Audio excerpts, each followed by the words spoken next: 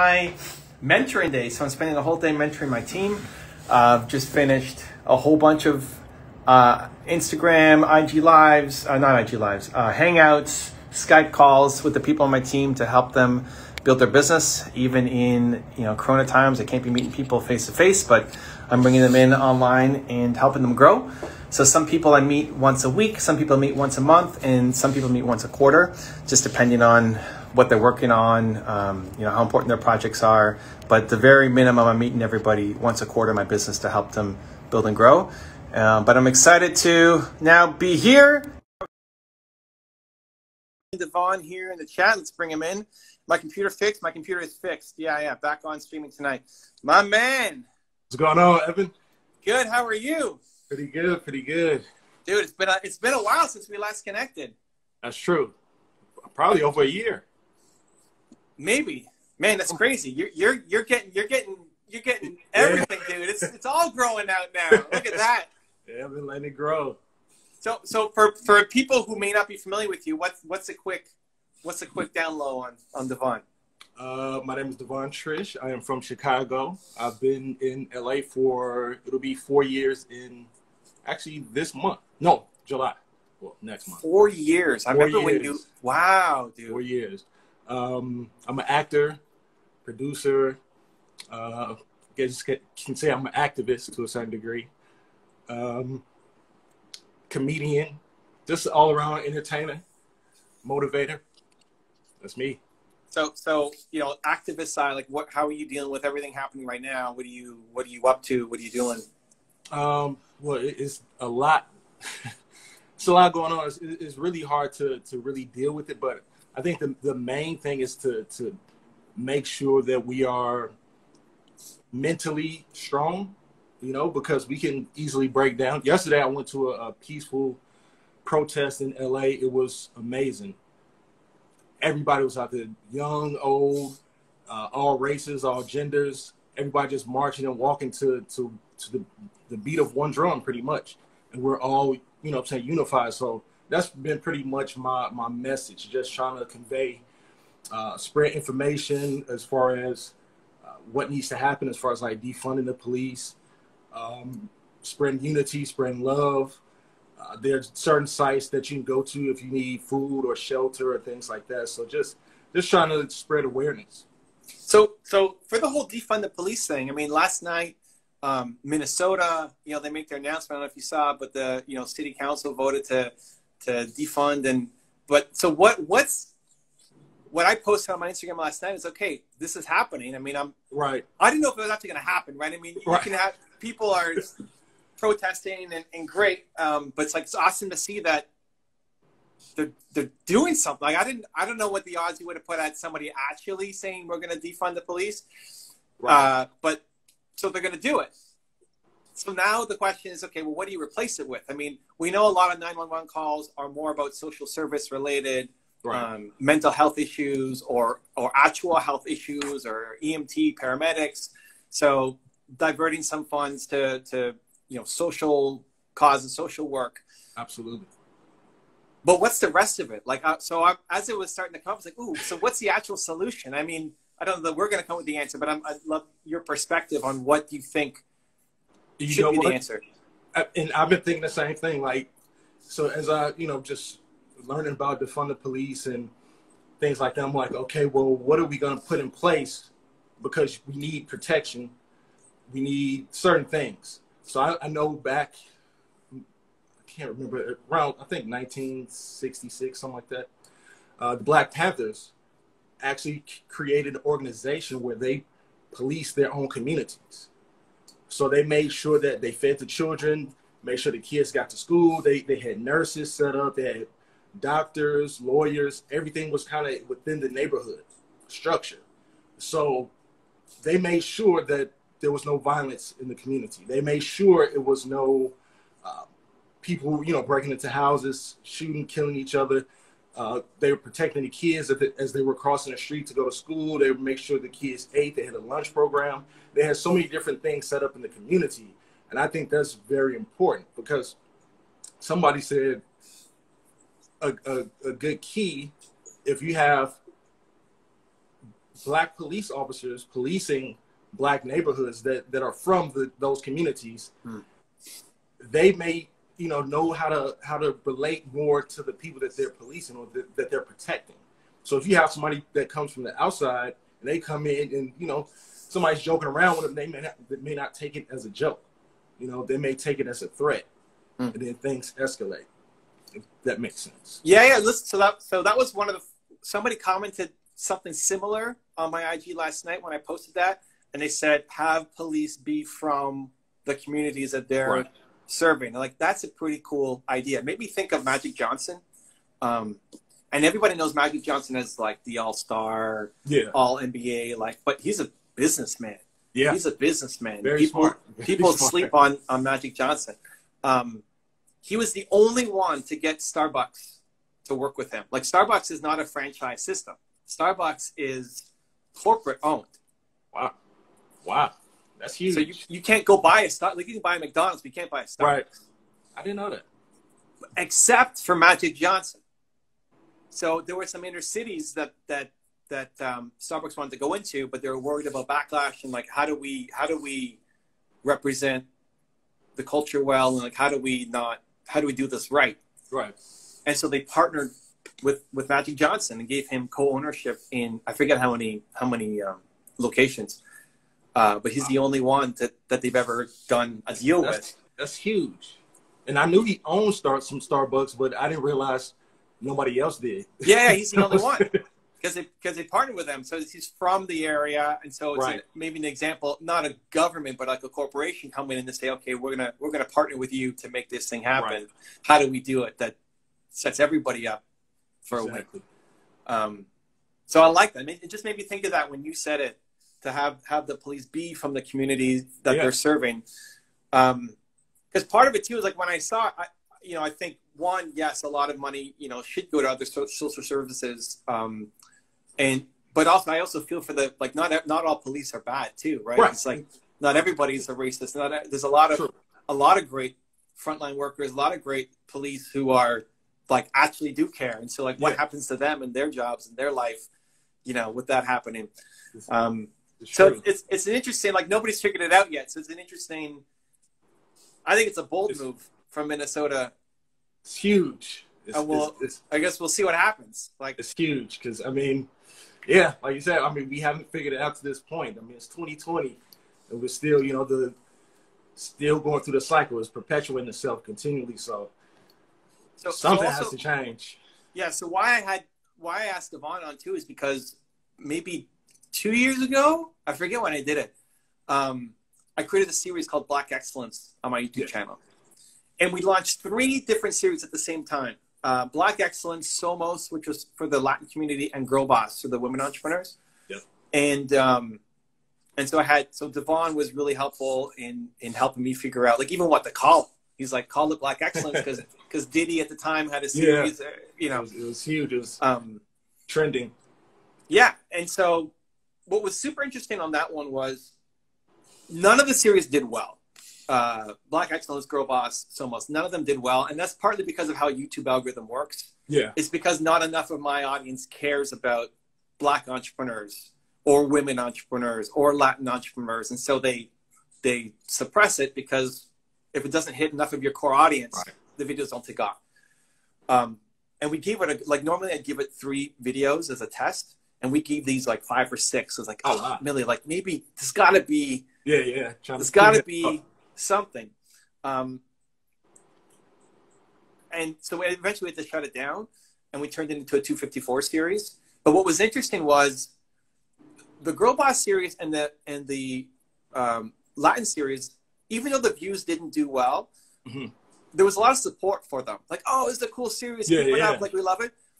The Black series, the Black Excellence series, got so much negativity that I wasn't prepared for it, both from outside and inside the Black community. Really? I had to be on the comments like for the first 48 hours, just keeping the peace. Wow. A lot of outsiders saying, well, like, why have a Black Excellence series? This is racism. Like, you should be featuring other people. But then also inside the Black community, where people are like, "Who's this white guy trying to talk about Black excellence? Like, you shouldn't be doing this," and all this stuff. Like, can't win. Unexpected. I mean, we have racism here in Canada too, but I think in general we have a lot more tolerance for people from different cultures. Yeah.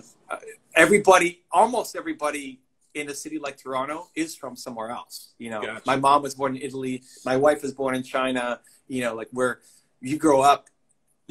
Having to get along. So I was genuinely shocked at the amount of backlash that we got on that series. And why I did it, honestly, like I could have seen myself fitting more into the All Lives Matter camp. Yeah. And the thing that helped me, so when people before were saying, "Hey, we need to have more Black entrepreneurs, more women entrepreneurs, more featured on your channel," I would always tell myself, well, I want to feature the best. Like I don't look at color. Right. I don't look at sex. Whatever the best is, that's the one I want to feature. And it wasn't until I saw the story of Lieutenant Uhura. Okay. From Star Trek. Yeah. You know Uhura on Star? So she was third in command of Star Trek. Oh yeah. It was like Kirk, Captain Kirk, Spock, and then Uhura. And at the time, it was the only Black and woman in any kind of power on a TV. Like this was what everybody watched, TV. And Uhura, her background was in Broadway, and she actually wanted to go back to Broadway after the first season. She was going to quit. Yeah, quit the show. She's going to quit the show, and then Martin Luther King came to talk to her to say, "Hey, you can't quit the show because of how much this means. We need you. We need you to represent." And shout out to Gene Roddenberry who picked her, right? Yeah. Like. That's huge. White producer saying, "Hey, I'm going to take a bet on you and do this thing that's never been done before in TV history." And so she stuck with it 5-6 seasons, however long the show ran for. But my favorite part of that was thinking Whoopi Goldberg saw Uhura on TV and went to her mom to say, "Hey, mommy, there's a Black woman on TV and she ain't no maid." Because at the time, that's all you were. That's all that was. Yep. And so that started to shift my mind to say, we need to do more. Yeah. You know, like I've got Kanye on my wall behind me, and Kanye was the first top 10 I ever did. Really? Right? Kanye West was the first top 10 I ever did on my channel. Really? I know I saw it. I couldn't remember which one was the first one. Because a friend of mine wrote a blog post that was smashing Kanye against Taylor Swift, and this was like years later. I was like, why are we still talking about this? I mean, and Kanye does a lot of things that gets him in trouble for himself. Yeah, he's very vocal. But don't sleep on him. Like there's a lot you can learn from him. True. Which most people don't see because they're so caught up in him doing his sometimes crazy things. So I made a top 10 rules just for my friend to say, hey, you might not like Kanye for what he did to Taylor Swift, but you can learn from him, right? Yeah. The guy who won more Grammys than anybody at his age in history of music. Absolutely. And so the first top 10 was never meant to be, it wasn't meant to be a series. It was just meant to be to my friend Mark, go watch his video on Kanye because you can learn from him. And then from there, it's like, hey, can you do Dame Dash? Hey, can you do Jeff Bezos? Hey, can you do whatever? That's how it happens. And it just kind of steamrolled from there. But when I did it, it wasn't because Kanye was Black. It was because I wanted to learn from him. I had learned from him, and my friend was like trashing on him, so go learn from him. But ever since realizing the whole Uhura story, it made me want to add more, right?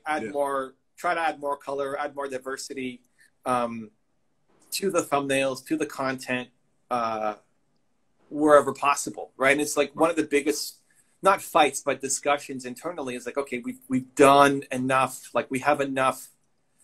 You know, if we're doing a series on billionaires, almost all billionaires are old white dudes. Yeah. So it's a lot harder. Like you got to dig deeper. Yeah. To find the Oprah clip, to find to find these guys. Yeah. There are some. It's just not. It's not most. Like it's a lot easier for us to just put Warren Buffett and put all these guys. You know, you can easily find 10 to 12. So it's a lot harder. So it's more work, but it's something. So the Uhura story is kind of what shifted me to say more of like all lives matter wasn't a thing you know, Right, 4 years ago or whatever. But to shift my mindset to say, no, this is actually important. So anyway, that was just got a little bit of history. But so what we did now is we started a new channel called Black Excellence. Right. And I was chatting with Devon last week to say, hey man, you know, how you doing? You're free. You know, can you help? And what the goal is to have a daily video that's pulling from our other content as well, highlighting different people who are having success, who are showcasing excellence in the Black community. And so we'll see how that goes. And I'm appreciative to you for the feedback and the responsiveness and ideas. And but the crazy part is, right, so because you hit me up, what was a couple days ago? That was like Thursday or something like that. Yeah. Wednesday. Yeah. So the night before, I prayed and I asked God, I said, God, you know, open up the right doors, connect me to the right people. You know, I just want to make sure I'm focused on the right things. I don't want to get, you know, just thrown off. The next day, you hit me up. There you go. I was like, okay, this is it. We're doing work. Yeah. So yeah, and you were pretty quick, and like I was already working on it. Again, I just wanna, you know, I value your feedback. Even you know, thinking like, okay, well, guys like The Rock, do we feature The Rock? He's half Black. Does that count? Right. You know, and people have different views, but it's actually personal for me because my sister's son is Black or half Black. Like my sister is not Black, obviously, but her, you know, the father of her son is, right? And so it's also to go, well, how do I be a good male role model for something that I haven't been through, right? True. I mean, it's not a man, sure, but I, you know, like if somebody broke into my car or stole my car or broke into my condo or something, like I would call the police, right, with no hesitation. Like, it's not something to be feared, right? Sure. But you know, other people may not, right? I'll say I don't think I've ever called the police. Yeah. Ever. So I've never felt comfortable around the police. So you know, that's my own internal battle. Now he's only like 3 months old, so he's got some time before things kick in. But can we start changing the world a little bit by the time he gets to be 14, 16, 21, 35, whatever? Because the thought of that does weigh on me. It's more personal to me too, because it's also, you know, hit my family. Yeah. Anyway, so you know, I've appreciated your feedback and insights, and you know, you prayed the night before, it came the next day, and that was crazy. I was already working on it, but I didn't want to launch it without your, you know, not blessing, but input and feedback, and just making sure that we're doing it right. Because I guess it's one of the things we struggle with is, well, what can we all do to lift up? Like, what can my role be? What can your role be? What people watching? We all play a role. We're all connected. We all live on this planet. So we all have a place. And we all could do something. You got Antonio Let's Go in the live chat saying, this IG live is epic. Evan and Devon. Thank you. So just thinking through, you know, the YouTube channel, it's what I'm good at, it's where I have the loudest voice. Figuring out the Black Excellence channel, what we're trying to do is pull from the different Instagram lives that I've done, pull from different top 10 videos that I've done, and we're trying to mix up the calendar. So it's a mix of like a top 10 a week and pulling from somebody that's in the Black community. IG lives, like we're saving other people's IG lives. Yeah. So we had, you know, Dame Dash IG live, LL Cool J. I think that was yesterday's video or today's video. He did an IG live, and that's them just flat out sharing their thoughts and what's going on. Like he went live for an hour or something, sharing his views. So sharing that, but also sharing, like this video might make it there. Like me, well, this isn't a coaching call as much, this would be a cool video to put on there because it kind of talks about the history of why we even have the channel. But there's a young Black girl who's starting a podcast and was giving her advice on how to launch your podcast. And so like that video is on the channel. So we're trying to mix up the content of top tens, straight up like a full hour of LL Cool J just sharing his thoughts without anything, without an interpretation on my end. And then also if I've coached somebody or interviewed somebody from the Black community and featuring that content. And the idea is to do one video a day and continue to try to kind of spread awareness and have somebody to look up to or a variety of voices to look up to. 7 days a week? Yeah. How does that hit you? What do you think? I think that's amazing. My question would be, because since you got a lot of backlash last time, what will you switch up a little bit this time? I don't think the backlash didn't worry me. The backlash made me realize, holy cow, this is important. Okay. I didn't realize how important it was until the backlash came. Like I have no problem. The intent is always good, right? Like I'm not doing this for malintent. Like we're going to lose money on this channel to get it going. I just think it's important that it's up there. Message out. I always will expect backlash from both sides, from people who don't understand it, for people who say, well, this is racist. You're not showing somebody better because you're leaving a slot open every month or whatever, every week. And then I do expect from inside the Black community too, people saying, you don't know what we're going through and who are you to, you're not the answer. So whatever, I'm okay with that because the intention is good. So I don't know that it needs to be very different. Honestly, I think even in the past 3 years, however long it's been, I think the acceptance of having allies who are not in the community, and just how important it is. Like, I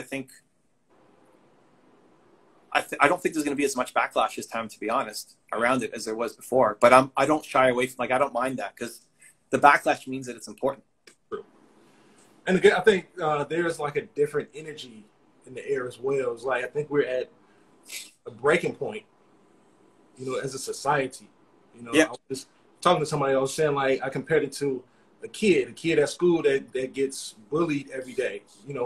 Bully comes in, takes your lunch, punch you in the eye every day. At a certain point, the kid is going to defend himself. He's going to get tired of getting punched in the eye. He's going to get tired of having his lunch taken. And he's going to defend himself. And I think that's where we're at. We're tired of being, having our lunch taken and punched. Yeah. And we're at that breaking point where we need positive reinforcement. We need direction. We need leadership. We need, and it's happening. It is happening. So I think that's why, your channel is very important as well, because you're an ally. And we, like I said, we're all connected. We all have to live on this planet. We all have kids, nieces, nephews, grandkids, what have you. And we want them to grow up in a society that loves and accepts them for who they are. I was also saying, like, we don't pick who we are. You know what I mean? We don't pick our skin color. We don't pick our race. We don't pick our nationalities. I mean, now you can change some stuff in 2020, but you know what I'm saying? Like, when we're born in what we're born, the suit that we have. So it's really hard to fathom, hating somebody for something that we don't pick, So I just want to commend you again for being an ally. I want to commend you for spreading positivity and even the channel and everything that you do. It's amazing. I'm grateful that you even considered, connecting with me and one of my feedback. So thank you. Cool, man. Well, someone's asking, where would the channel be? It's actually already up. It's relatively new. There's 600 subscribers or so, but just look up hashtag Black Excellence and put Evan Carmichael and you'll find it. It's a black and white icon. And then you'll be able to see we started doing the daily content. What really sparked for me was all of this stuff is great, but it's going to pass, right? Like the the protests are going to pass. It's a hyper conscious moment right now. Yeah, yeah. But how do you keep it going afterwards, so that in a year we don't have to lose momentum. Do all that, right? So I'm thinking, well, how do I get a channel going so that every day there's something to look at, to look forward to show your kids, to, you know, try to be part of the ongoing solution. It kind of reminds me like when you go to Tony Robbins' event, you get all motivated and pumped up and excited. Yeah. But it's like, it's easy to go back home and then it's gone. So absolutely. What's in your calendar? What are you doing daily?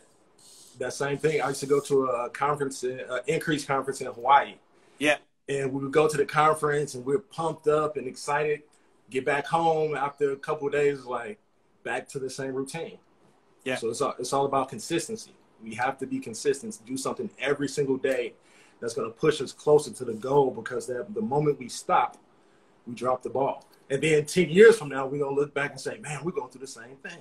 Yeah. 20 years from now, our kids, they're going to look back at pictures, our grandkids, they're going to look back at pictures like, man, my dad marched and now I'm marching. But we should be, you know, further ahead. Yeah. So consistency is key.